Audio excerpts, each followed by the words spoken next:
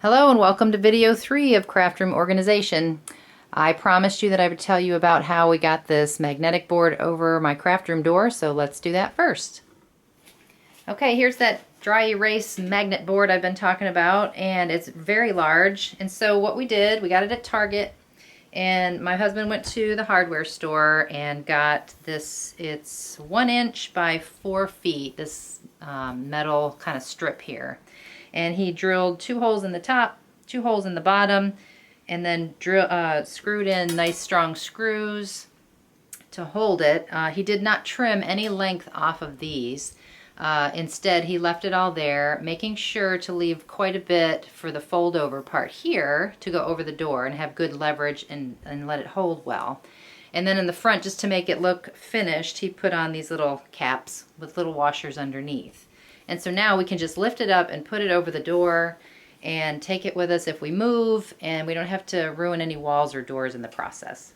Okay, I talked about doing something fun under the desk here. This is my desk with all my papers. I was storing things down here and it looked pretty junky when you walked in the room, and I didn't like that. So I made a little curtain. And so I just went to Joann's and bought a kind of a decorative tension rod. And I bought these little clips with the loops. And all I did is sew a big rectangle. You might recognize Tim Holtz fabric and Graphic 45 fabric. And just sewed a cute little rectangle and clipped them up and hung it up there. So what's behind my little curtain? I just kind of pushed that out of the way. We went to an antique store recently and got this nice little table. I think it might have been like a little coffee table. It has a very nice sturdy marble top to it, and it had legs, but we went ahead and cut those off and put some casters on there. So I can roll the table out and use my Cricut or my big cutter, or I can just leave it in there. And the nice thing is that we have these front doors on it where I can store things and pull them out this way, so I never have to pull the whole cabinet out to get to things. Eventually we're going to put some hardware, some handles here. We're going to get hardwood floor in here, so we're kind of waiting, but if we put handles on the sides, that'll be easier for me to pull it out, because right now I have to grab the sides. Now here's just a fun way to keep things organized. It keeps things pretty. I use regular file folders, and then I use older papers that I love. This is French Country from Graphic 45, and I decorate my file folders. So, you know, mundane things like paying bills is kind of nicer now because I have my little pretty folders I can go to. And it's easily done with 1 sheet of 12 by 12 paper. For a standard folder like this, you would cut your page 8.5 by 11.5, and then the remaining piece would be also 11.5 but by 3.5, and that's the part that goes in there. You don't need a full sheet on the inside, right? And then I trace with a pencil and, you know, cut out the little notched area. I do leave like 1/8 of an inch of space, if you can see that, just to make it look more finished and pretty. All right, here's my stand-up table I keep talking about. I call it a stand-up table because that's where I stand. And it's counter height, which it wasn't always. It's just a regular table. And I know this isn't going to be pretty, but I'm going to show you anyway. What we did, it's got round legs to it, which fit perfectly in a certain size PVC pipe. So husband got some PVC and figured it all out for me, how high those legs needed to be, and just wedged our legs down in there and then put on these little finishing caps. And that's that. And yes, it isn't pretty, but that's why we put this little curtain on there, to make it decorative. Something I didn't mention in either of the first 2 videos is these little bins I like to store little pieces in. Now this is kind of handy. This is a nice little tip. These are those stackable storage bins that you can get just about anywhere. They nest on top of each other, so they're hard to open with one hand. Hold on. Okay, there we go.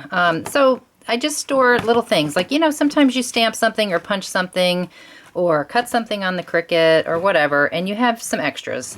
And so that's where these things go. And I just kind of sort them to some kind of category. This one is tiny tabs, tags, and labels, larger labels, circles, and ovals, flowers, for example, okay? And so if I'm making a card or a layout or something where it just needs some quick things, I go to this all the time, and that saves so much time later. So I actually have 2 of those, and that's sufficient for me. The other thing I didn't mention was what's happening on this shelf here. This is that one shelf I said we bolted to the wall. And so these are flowers in these little containers, different types, kind of categorized how I think and how I would design with them. And then this, of course, is one of those handsome things you can get for your husband for the garage, but I'm using it here, and you know, I just put little things in there that I go to often, little embellishments and whatnot. And then these are a little larger version, same type of deal with other things in it.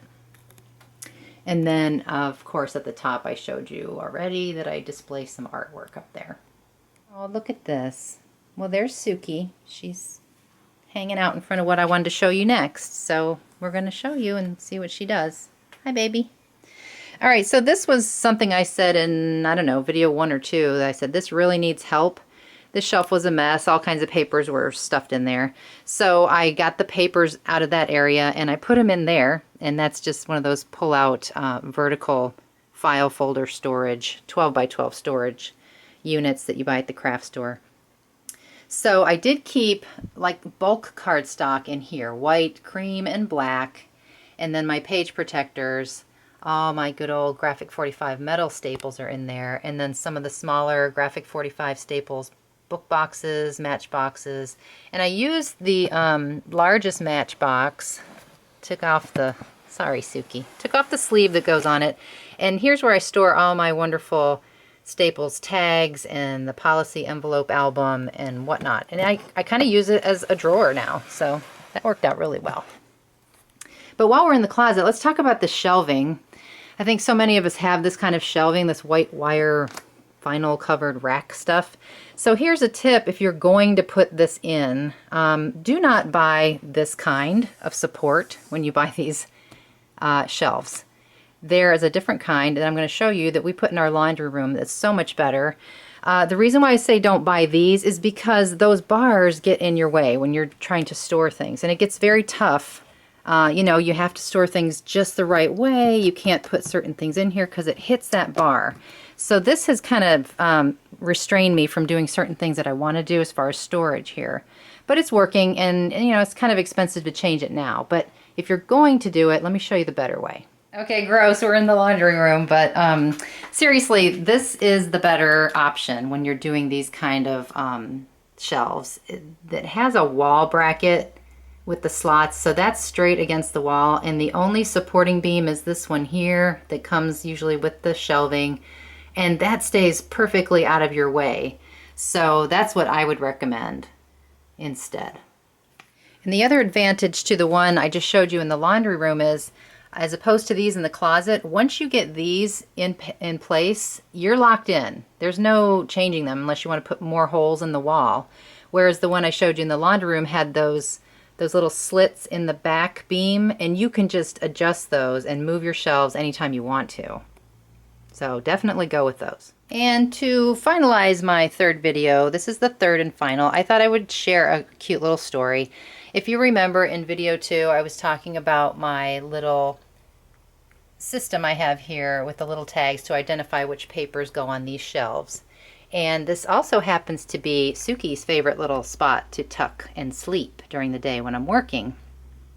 So I walked out into the living room one day and I found a tag, and I found another tag, and I found another tag. I think that about 6 of them had attached to her hair and her tail, and she must have shaken them off when she got out there. And they were in a little trail all around the house. It was pretty cute, right, Sook?